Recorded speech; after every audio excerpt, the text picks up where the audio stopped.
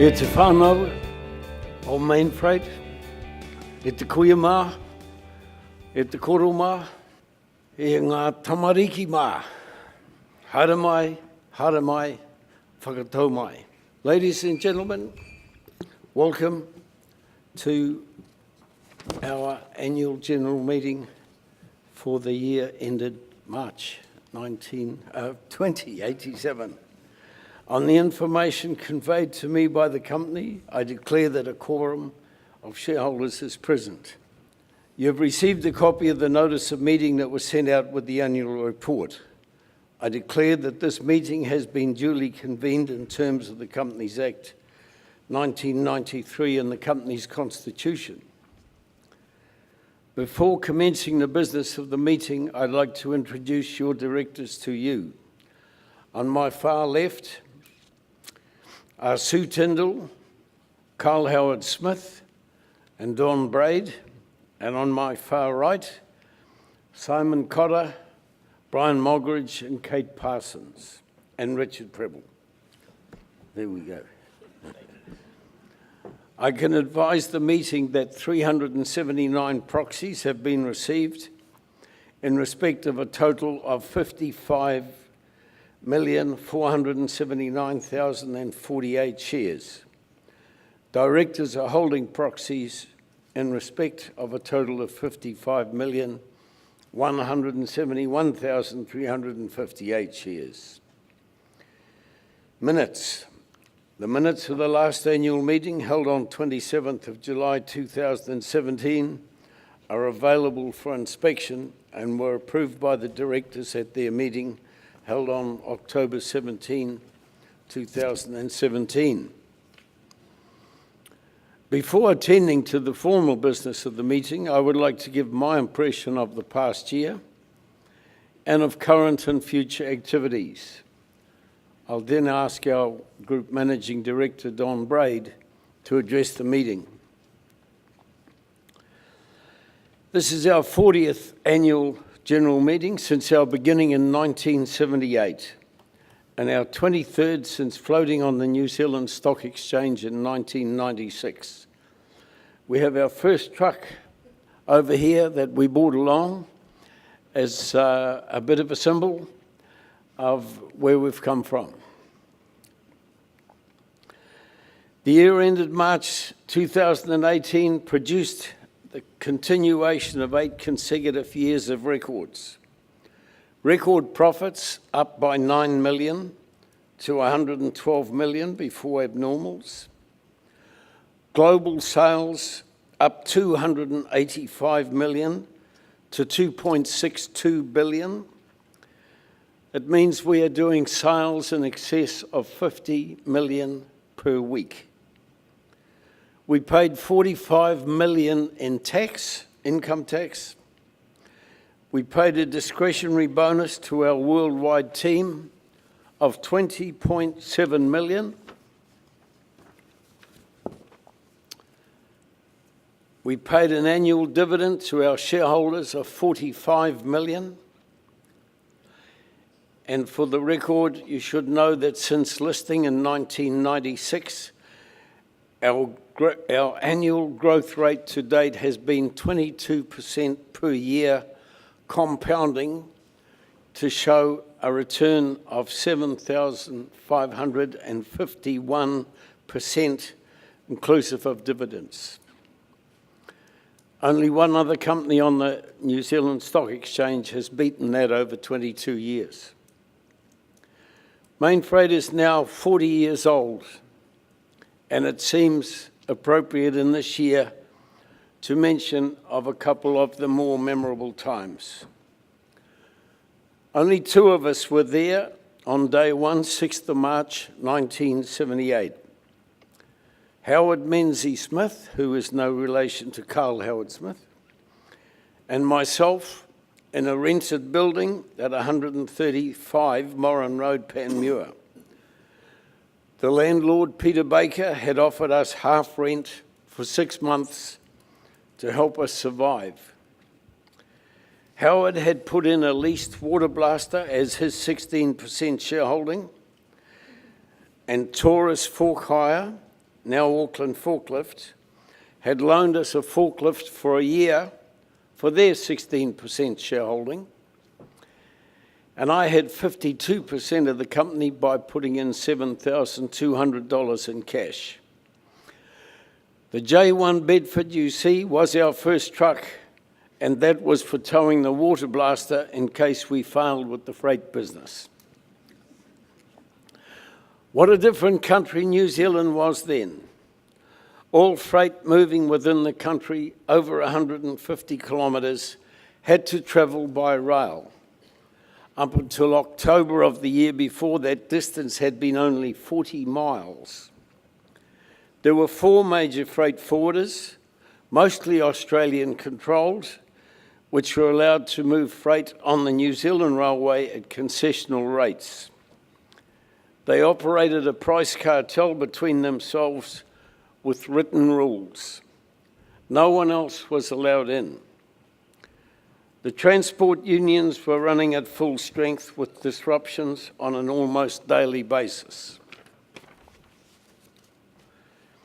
Into this scene stepped Mainfreight, who had recognised that a weekly shipping service between Auckland, Christchurch and Dunedin, run by the now defunct New Zealand Shipping Corporation, was exempt from the 150 kilometres transport restriction.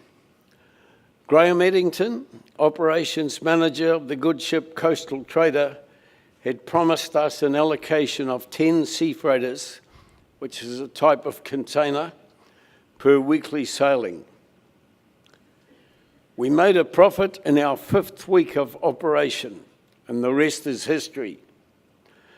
With a massive commitment from our people, with unyielding loyalty from many customers, with unbelievable help from working men at the wharves and railways, and some sympathy from the unions, we progressively smashed the cartel and either took over the individual companies or sent them limping back to Australia.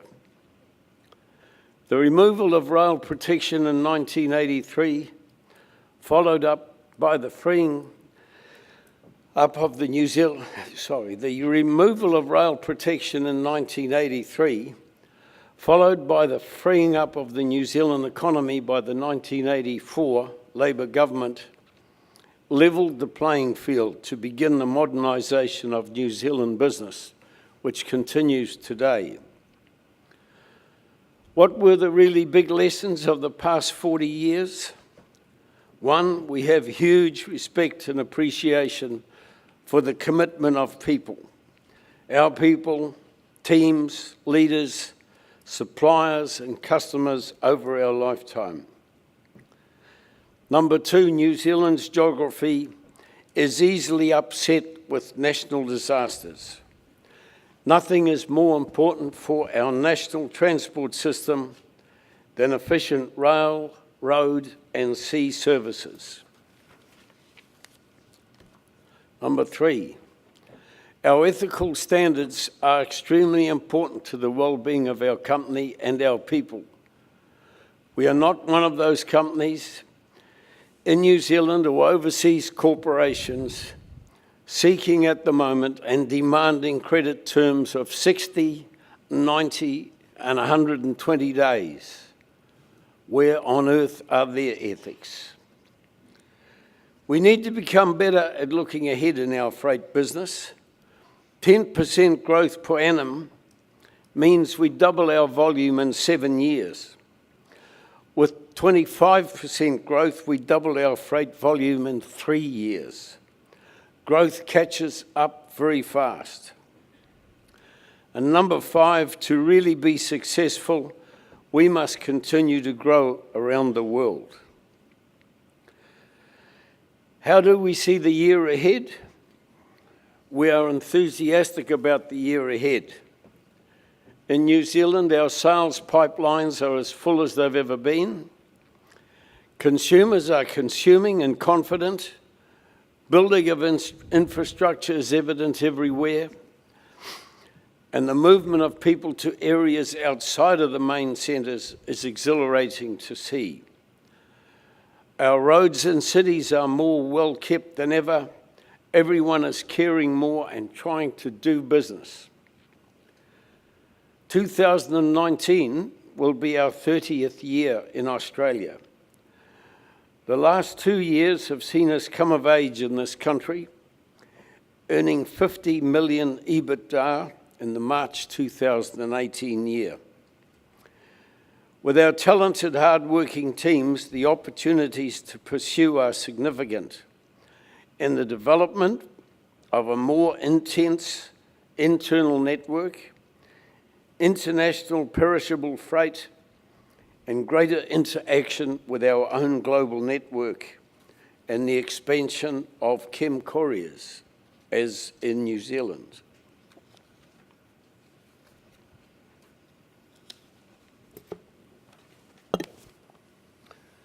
We have the same confidence with Europe, USA, and Asia, which together are responsible for 29% of our global EBITDA. But we are yet to be market leaders in these markets, and our name is less well known than in the Southern Hemisphere. However, be assured, our Northern Hemisphere competitors know our name, as do the shipping lines and airlines. As shareholders, it is important for you to realise how vital these areas are to the profits and possibilities of our businesses in New Zealand and Australia. Some of our largest New Zealand and Australian customers were gained because of our Northern Hemisphere presence. We will continue to develop in these areas and other countries, but we need to understand that they will take years to develop.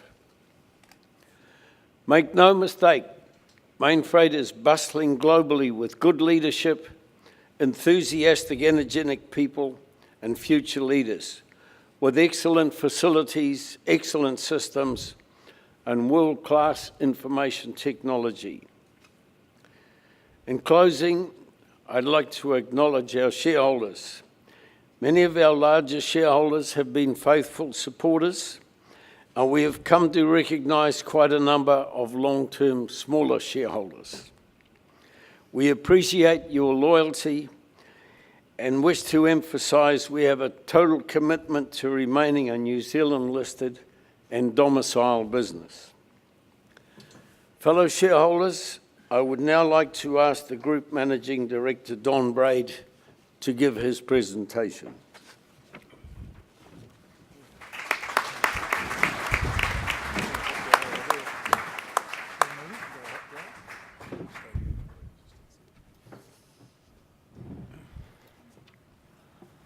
Thank you, Bruce. Welcome to everybody. I appreciate that, we have to do the official governance stuff at these AGMs, but it is still a special time for us to be able to tell you our story about where we've come from in the last 12 months, but also, more importantly, about where we are going over the next maybe 100 years.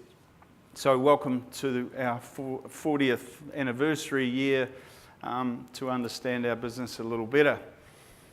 I said to Bruce I should chastise him on the results for the first year of his performance, and he reminded me just now that that was for the first 3 months, and actually in the first year they did make a profit. But what a change, 1978, 2 people, 1 branch, to today 7,500 people, 252 branches in 22 countries, with revenues in excess of 2.6 billion and 112 million of profit. It only took 40 years. Just to remind you what our strategy is, we are a global supply chain logistics provider. We're not a trucking company. We're not a freight forwarder. We're in logistics. We have an intensive network, and you'll see later in the presentation we want to intensify it more. We see it as a competitive advantage for us.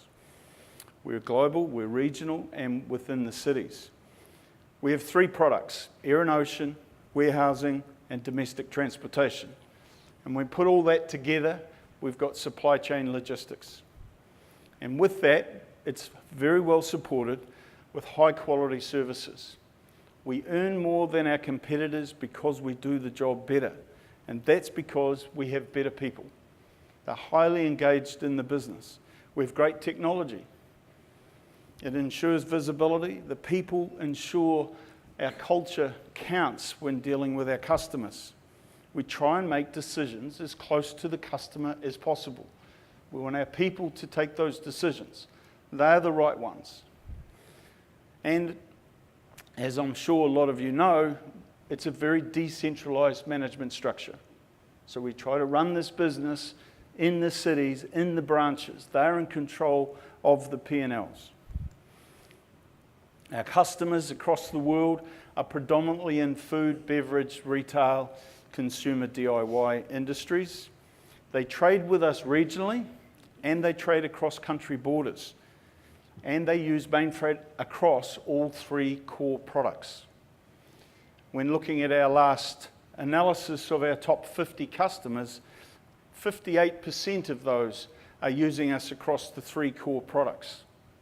And ever increasing number of those are using us around the world. Let's look at those big numbers just to remind you. Revenue of 2.6 billion last year, EBITDA of 215, another small record for us. Net profit of 112 million, and importantly for the people in this room, we increased our dividend by 9% to 45 cents for the year. And importantly to us, we were able to share nearly 21 million in extra discretionary bonuses with our people all around the world. So to summarise those financial results, are pretty satisfactory. We could have done a little better. We would have liked to have done a little better. We had the odd hiccup along the way, and particularly in Asia and in America. However, we are seeing those businesses full of confidence and improving, and we expect them to have a far better result as we head through this current year. With this growth that Bruce talks about, we need to cater for it. And those of you that have been shareholders for some time will remember when we did not invest in our infrastructure in Australia. We didn't do it early enough, and we outgrew our premises, our quality fell away, and the customers left us accordingly. They were valuable lessons for us, and we don't want that to occur again. So, in this coming year, we expect to spend in excess of 150 million on infrastructure to keep this business going. Land and buildings in New Zealand, 35 million, in Australia, 57 million, and in the EU, 13.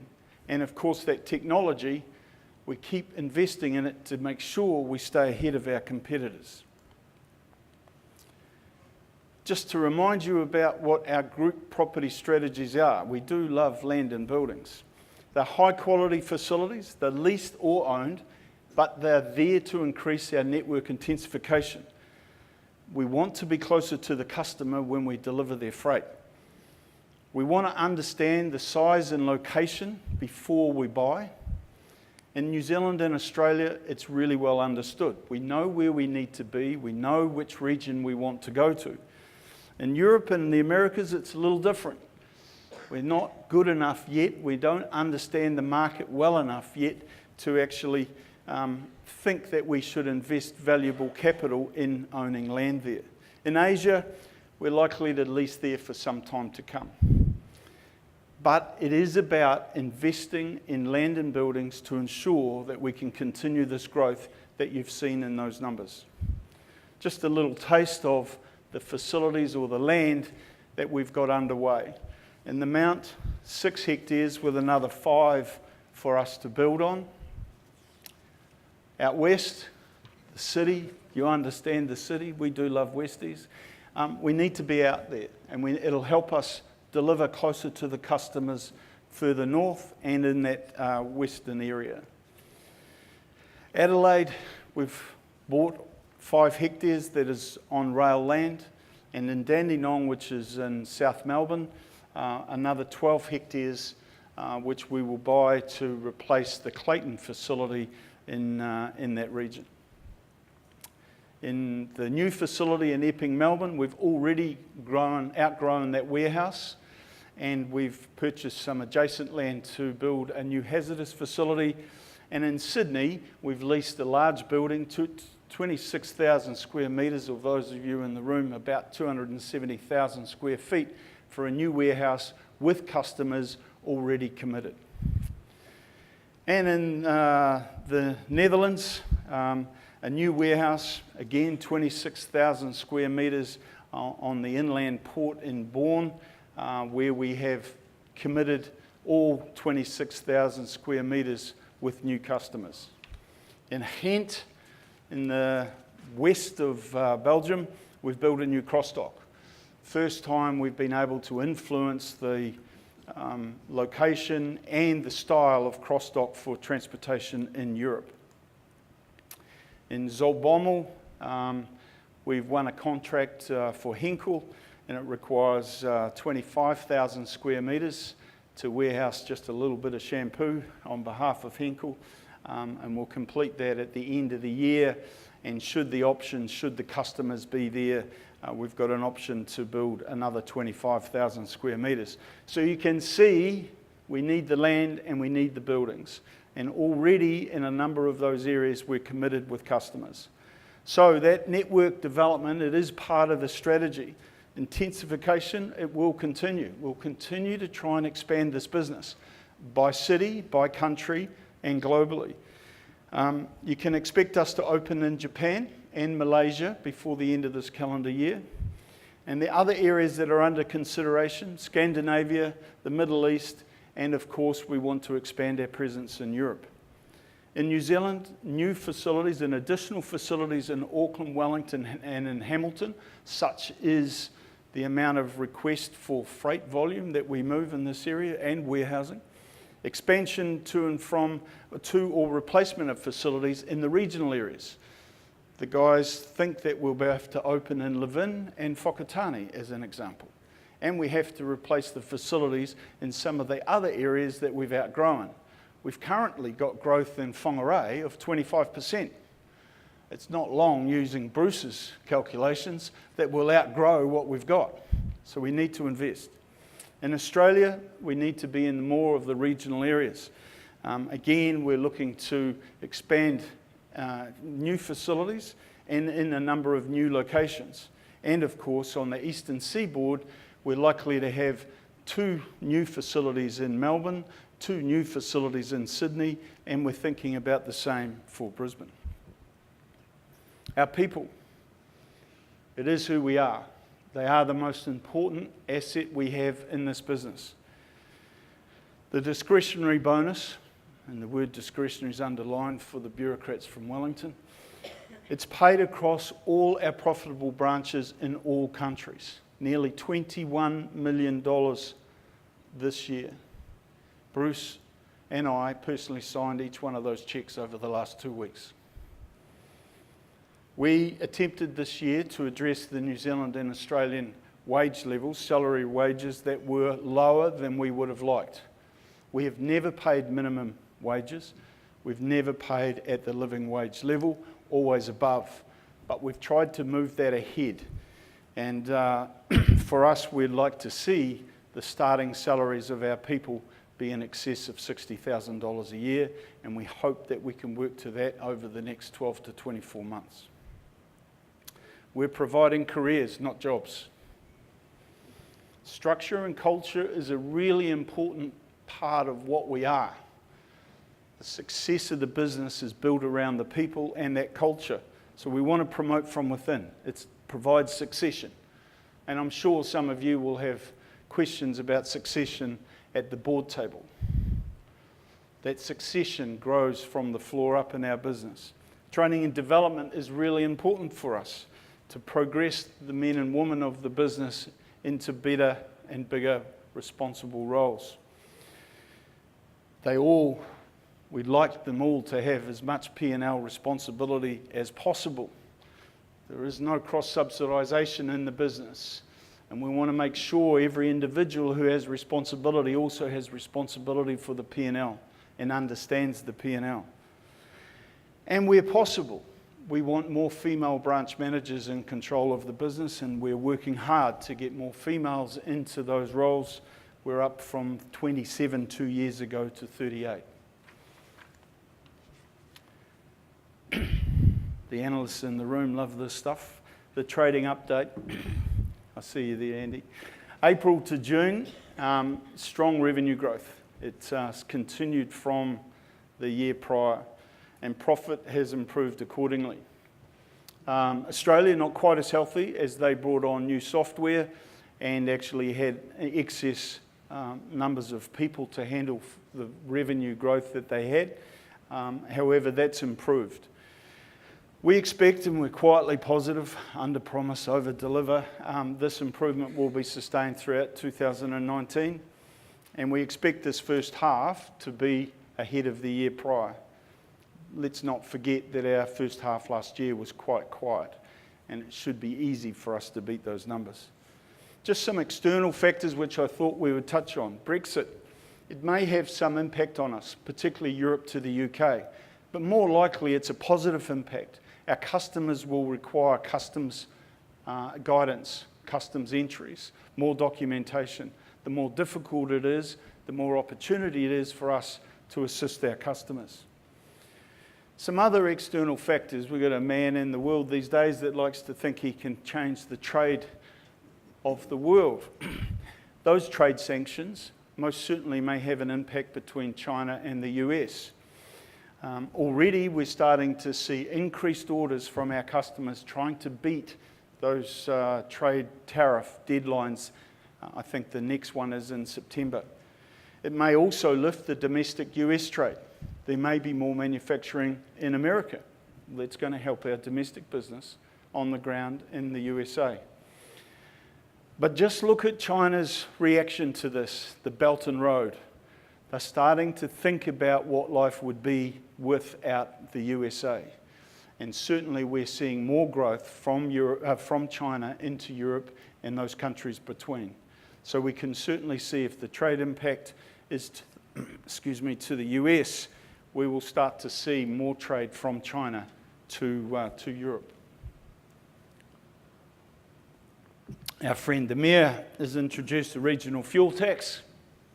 Thanks. It creates some complexity, and we'll have to recover that, and we'll do so from our customers.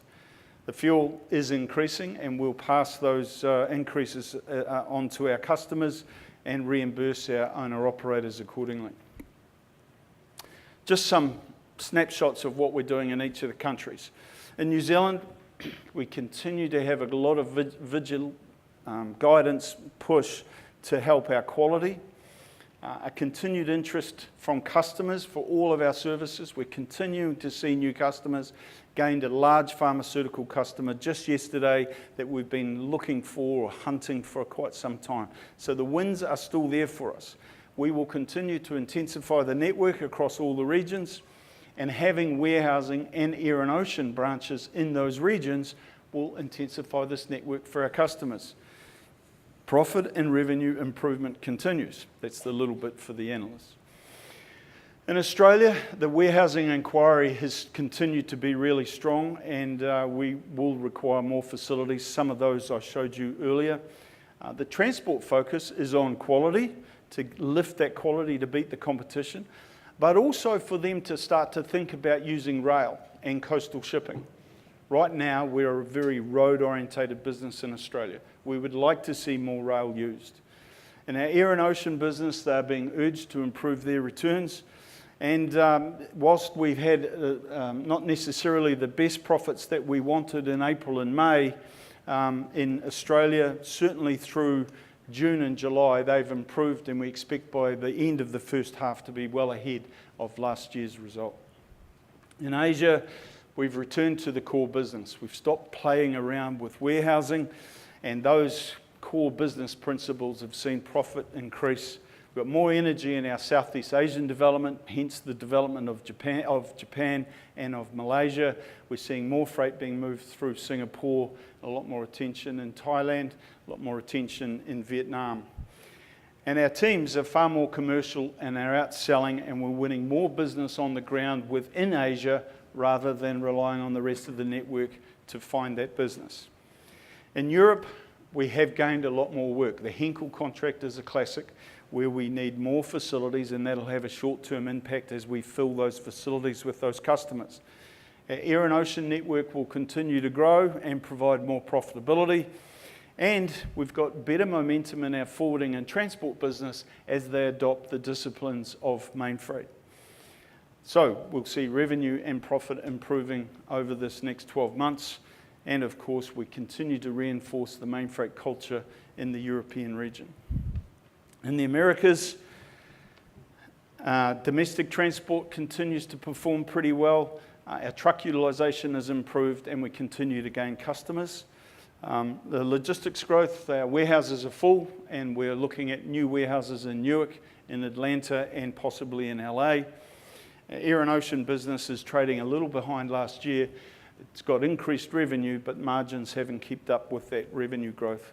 So improved results from Caratrans. We've seen 8 months of continual improvement month after month after we changed the leadership in the business, and it's back to what we expect from that business. So to close, we've got a growing confidence. If you haven't worked that out yet, it's here. Due to the improved trading results we've seen in this past year and in these first 3 months, we believe this capital investment, this capital that we want to use to enhance our business, will improve services to customers and give us a greater competitive advantage across the competitor. We continue to want to manage this business for 100 years. We're not here for just next year's result. We're here for the long term. We take that into everything that we do. So I think a large thank you to our people and the leadership of our people from around the world, and as joint shareholders of this business of ours, we should be extremely grateful for their efforts. Thank you very much.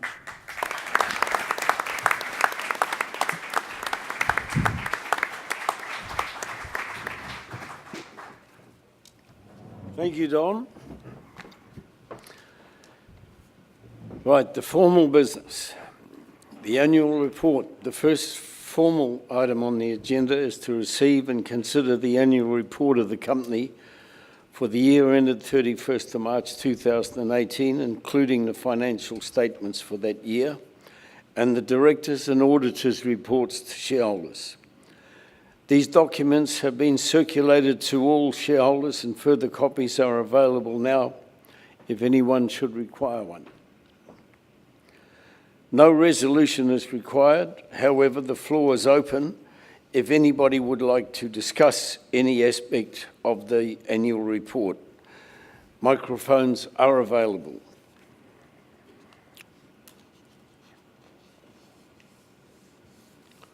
We've blinded you with science. No, here we go.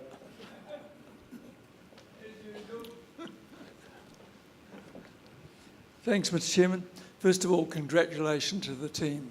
It's a brilliant effort over a long period, and I've been coming here for well over 10 years now and reporting to New Zealand Shareholders Association members, and my reports are always encouraging from this company. I'd just like to pick you up on a passage in the auditor's report. It's on at the end of the report, and I better change my glasses because otherwise I won't be able to read it. But it's a hairy statement, and I'd just like their explanation, if you could, on what they mean. You want my explanation from what the auditor said? So, they said, as disclosed in Note 15, whilst the group's assessment indicates that the carrying value of goodwill related to the European business does not exceed its recoverable amount, there are reasonably possible changes in key assumptions that could result in an impairment. Now, do they think an impairment is warranted or not? And could they explain what they mean? Well, I'll have a go at answering that.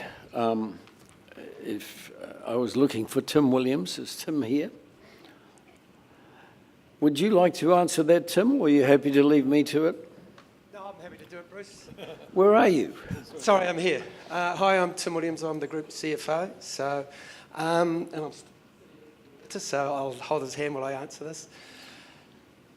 The test for goodwill impairment is a cash flow test, basically, and we have to make a modelling assumptions for that.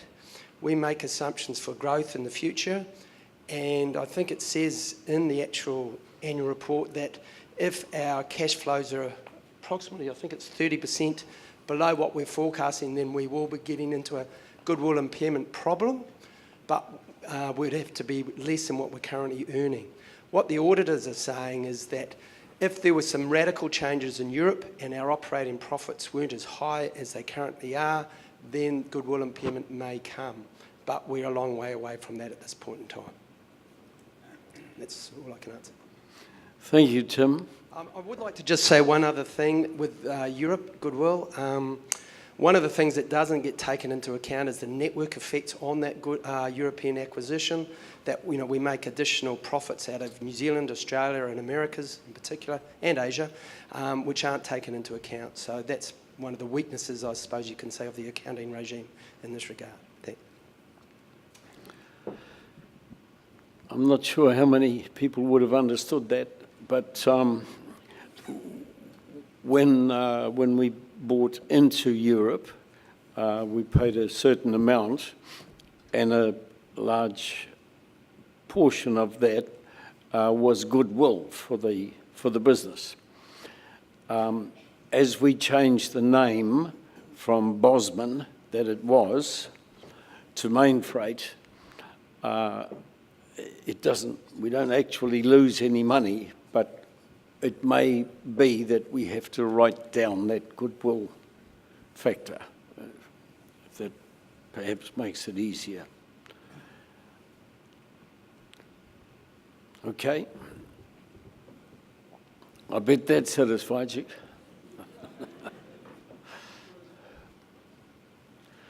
Okay, no more questions?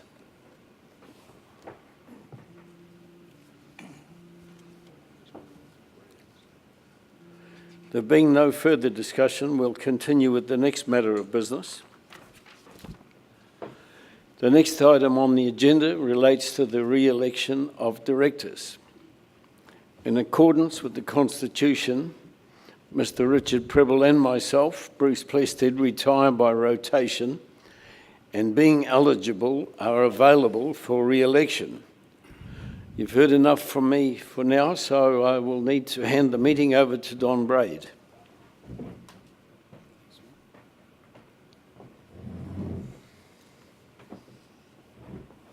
So, nice to be here. I have pleasure in moving that Bruce Plested, who retires by rotation and is eligible for re-election, thank God for that, be re-elected as a director of the company. Would someone please second the motion? Thank you. Is there any discussion on the motion? There being no further discussion, I'll now put the motion. Those in favour, please raise their hands. Against? I declare the resolution carried. I'll now hand back to Bruce, now that he's back in the chair, for the remaining agenda items. Congratulations. Thank you, John. You've taken my notes.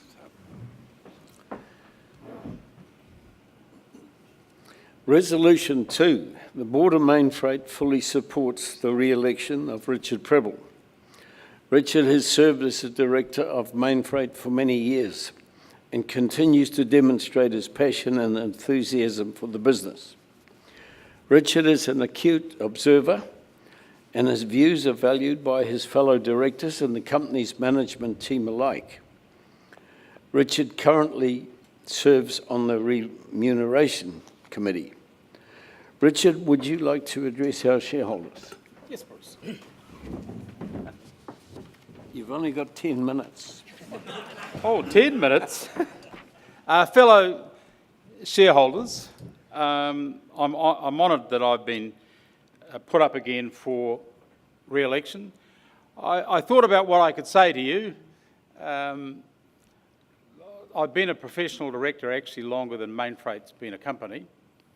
But I have to be frank with you, my experience on other companies is not of a great deal of value because Mainfreight is so unique.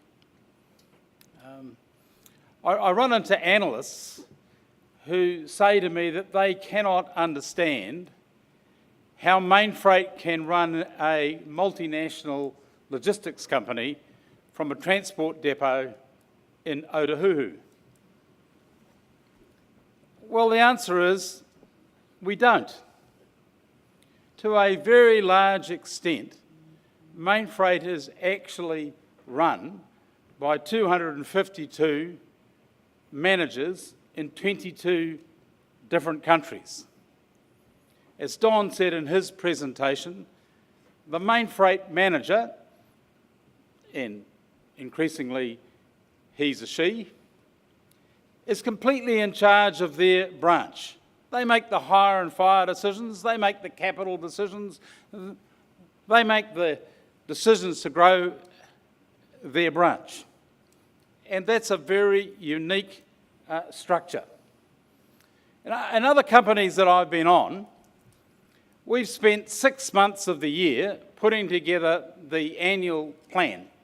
A lot of office politics, put together the plan, and then we spend the next year arguing about why we weren't able to fulfil it.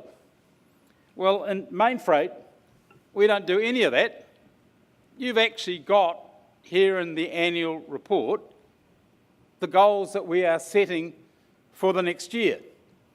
And we are relying on those 252 managers to carry it out. And to be a Mainfreight manager, you then have to have fairly remarkable qualities. And in a recent meeting in Shanghai, our new country manager there, who I think is going to be very successful, was saying that what he thought made a very successful Mainfreight manager was someone who was commercial. But after talking to him, I realised that the word he was really looking for is entrepreneurial. We've got 252 entrepreneurial managers who are enthusiastic about this company. A way of trying to describe it to you is if you actually go and visit a Mainfreight branch. I find it a fantastic experience. Firstly, they're great facilities. They always look good. There's a wonderful sign saying, "Welcome to Mainfreight." You then meet the Mainfreight manager, any one of the 22 countries. They're enthusiastic to meet. They insist that you go and meet all the team members. And I've heard every single one of them say to me that this particular branch has the bluest blood in Mainfreight. And they all believe it. Then they want to show you the freight, the new customer that they're onboarding, their sales plans. And then another thing that they do is they show you an innovation that they're doing. An example was going to a recent branch, and they're actually preloading the freight into cages and then forklifting the whole cage onto the back of the truck. 252 entrepreneurial managers thinking of a better way of running the company. You know, when I leave a branch, I almost feel sorry for the opposition. And because our method of delegating works well, and you might say, well, that's an easy model to follow. Actually, it's not. It takes great discipline. It's much easier to be on a board, set the plan, and then look for an organisation to carry it out. It's much harder to set the goals and step back. And that's what I want to give you the undertaking that I'm going to try and continue to do. To step back and allow those managers to be entrepreneurial. And of course, we give them certain instructions. We've got some blue lines they have to follow. They have to maintain our culture, the 3 pillars of Mainfreight, and we have certain instructions. Here's one. They are told that before they hire a team member, they have to ask themselves the question, will he or she one day be able to be a branch manager? And if the answer is yes, then they should hire them. And they have to do something else. one of their jobs is to develop new branch managers. And you can only do that by themselves delegating. So our loaders on the floor, the people who actually load the freight, they make the freight decisions. Other logistics companies actually give the loaders a loading plan that they have to blindly follow.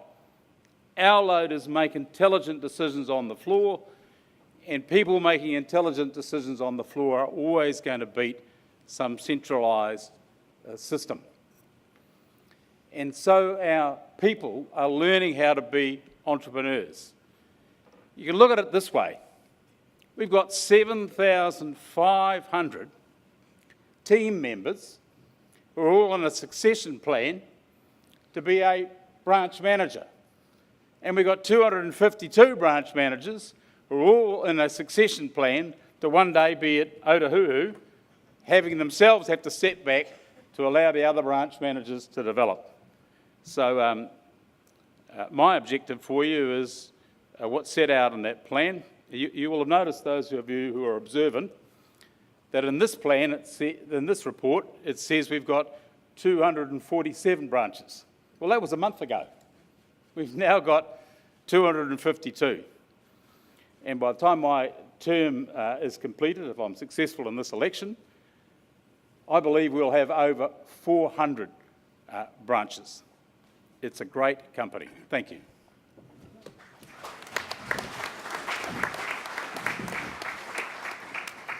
Thank you, Richard.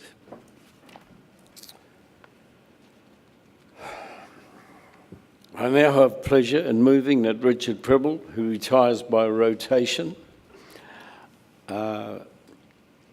and is eligible for re-election, be re-elected as a director of the company. Would someone please second the motion? Thank you. Is there any discussion on that motion? Here we go. Thanks, Mr. Chairman.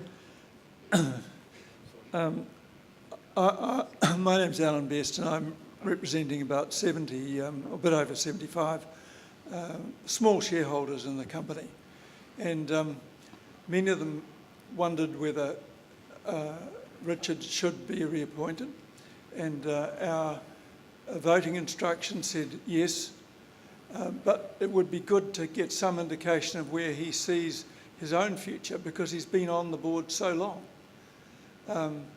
With regard to your own nomination, and although this is slightly out of order, I feel we were remiss in not congratulating you on such a long tenure and being so important to the culture and the development of the culture of the company. So that's an aside, but perhaps Richard could just give us an indication of where he sees his own future. Thank you. Sure. Do I sit down? No, it won't take very long. The best director in my time on the company was, without doubt, Sir Don Rowlands, and he was 84. Didn't say a great deal, but he carried a great deal of wisdom, so I don't myself think that directorships depend on age. However, I have great confidence in my fellow directors, and I am sure that they will tell me when I'm not making a positive contribution. And I hope I will gracefully accept it.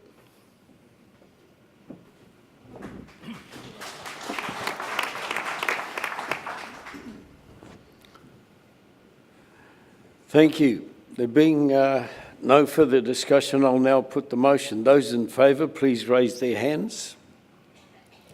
Against? I declare the resolution carried. Carl Howard Smith also retires by rotation at this meeting. And as he signalled to shareholders at our 2016 meeting, he has chosen not to put his name forward for re-election and will resign from the board at the close of this meeting.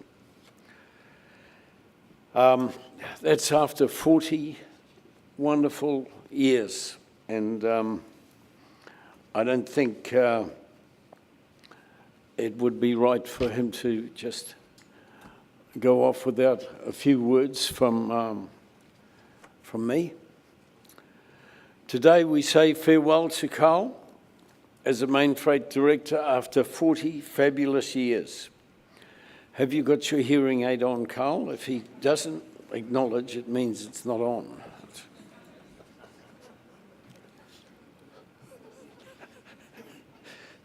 He has also served as our legal counsel since our inception and will continue in that role for more years yet. Carl and I have known each other for close to 65 years. He moved into Bond Street in Grey Lynn when I lived in Dean Street, half a kilometre away. We were both friends of the two Vale brothers, Ken and Ray, whose parents owned a batch at Waiheke Island and regularly took us both there during school holidays from 1950 on. In our early teens, we all went to a Bible class in Surrey Crescent and formed a skiffle band, the Satterrocks, and performed around the town. Music and Waiheke Island proved strong bonds and a lifetime friendship. It was only natural that Carl would become Mainfreight's legal counsel and a director. In our early Maverick days, Carl's experience and expertise as a criminal lawyer was well suited to some of the situations we found ourselves in. How else do you get off a fraud charge for altering the date on a temporary road licence? Well, you just get Carl to go out the back of the court with the judge at morning tea time, and then he comes back and says, "Don't worry about the fraud charge." Carl's father was the union delegate at Reed Rubber Tyres in Great South Road, and the father of the family who introduced us to Waiheke Island was a wharfie in the famous 151-day wharfie strike of 1951. So Carl grew up with a good understanding of unions and socialism. I think these growing up experiences gave Carl the ability to listen and understand that there are two sides to every argument. And these are very good skills to have as a company director. Carl has done as much as anyone to mould and create the pillars upon which Mainfreight is built. Honesty, integrity, longevity, fairness, care for our people and for our country. He also comes from a delightful family, a brother and a sister, also both lawyers, and his beautiful wife of 50 years, Pamela, and their sons, Damon and Brooke, and daughter, Emma. Carl's mother passed away a few years ago, but was famous for arguing that it was perfectly legal to ride her mobility scooter on the main road in Titirangi. "I've been doing it for years," she told the policeman. Carl, we owe you a huge debt of gratitude for your knowledge and wisdom and patience over the years, and you will be sorely missed. Thank you for those 40 years.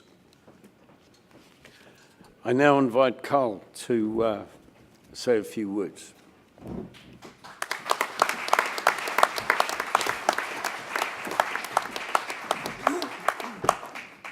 I'd like to speak to you as a shareholder.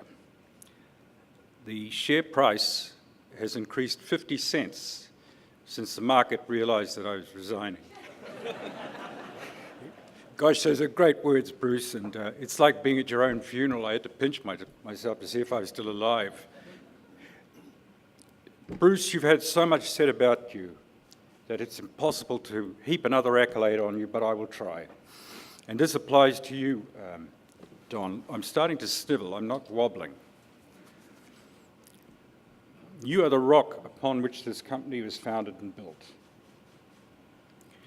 Your experience, your determination, and above all, your courage led us to where we are today, and I speak now on behalf of all of you as shareholders.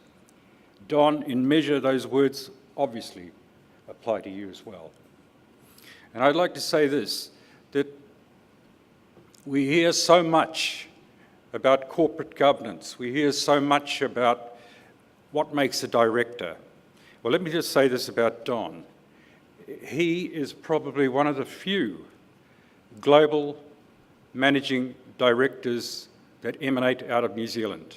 And I do not begrudge him 1 cent of his salary. To my fellow board members, may I say this, and I commend them to you as a shareholder. I've learned a lot from all of you. One of the things that has disturbed me is that we hear a lot of prattle about corporate governance. Everybody's got this phrase on their lips, corporate governance, corporate governance, corporate governance. Our directors are required to bring that knowledge with them to the board table. They are expected to have integrity. They are expected to understand the obligations that they owe to you and to our team at Mainfreight. And I would commend this board to you as being a board of directors that you can be justly proud of. I'd also like to acknowledge the 4 directors who've gone before me and what I learnt from them, and that, of course, was the late, great Sir Don Rowlands. I'd like to acknowledge Emmett Hobbs, Neil Graham, the ebullient Neil Graham, and John Fernyhough. Thank you very much. I'd also like to acknowledge some people in this audience today, because I see a lot of faces that I've known over the years and come to know, and terrified. I'm always terrified of the questions that you may ask of me when I'm having to stand up and talk nicely about myself. It's a very uncomfortable experience, believe me. But let me just say this, that we've had a long and loyal relationship with many people in this audience, and long may that continue. I see the friendly face of Gavin McDonald down there. Gavin, thank you for all your advice and experience. Gavin was the lead partner in Balgully, and today we have Anna Buckley, who's the chairperson of Balgully. Thank you very much. The other person I'd like to thank, you probably don't know much about her, except she's sitting just down there scribbling away. That's Nikki Cooper. The best way to describe Nikki is that she's our mother. She looks after us. We follow her on our tours. She has a flag up and we just follow. But more importantly, she is the architect of the annual report. And it's a bloody wonderful report. And I think it's probably the best annual report of any listed company in this country. And I'd like you to applaud her.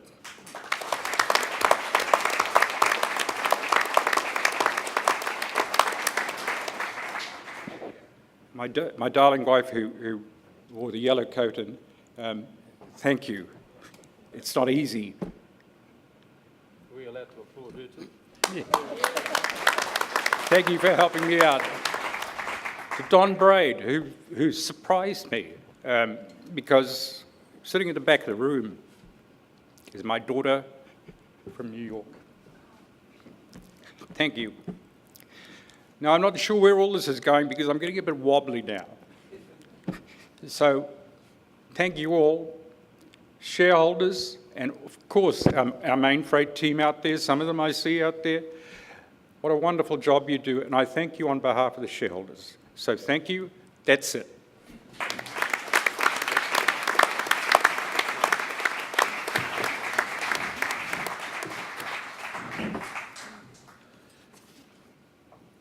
Thank you, Cole. Right, the last item on the agenda is to authorise the directors to fix the fees and expenses of the auditor for the ensuing year. I therefore move the directors to be authorised to fix the fees and expenses of the auditor. Would someone please second the motion? Thank you.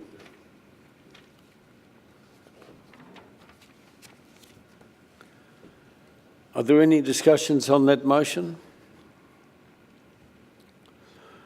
There being no further discussion, I'll now put the motion. Those in favour, please raise their hands. Against? I declare the resolution carried. Are there any other matters that shareholders would like to discuss?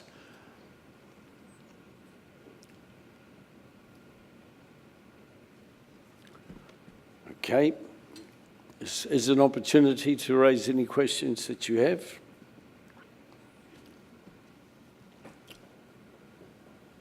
Chris Webb, shareholder. I'd just like to ask, Don mentioned about rail in Australia. Do you think with the change of government and emphasis on new rail lines or lines being put up will have a positive impact in New Zealand with the new government? I think that we have to have a strong and fairly complete rail service throughout New Zealand, and we're pretty optimistic that the government will go through with that. Does that answer your question? Yeah. Ladies and gentlemen, that concludes the formalities of the agenda.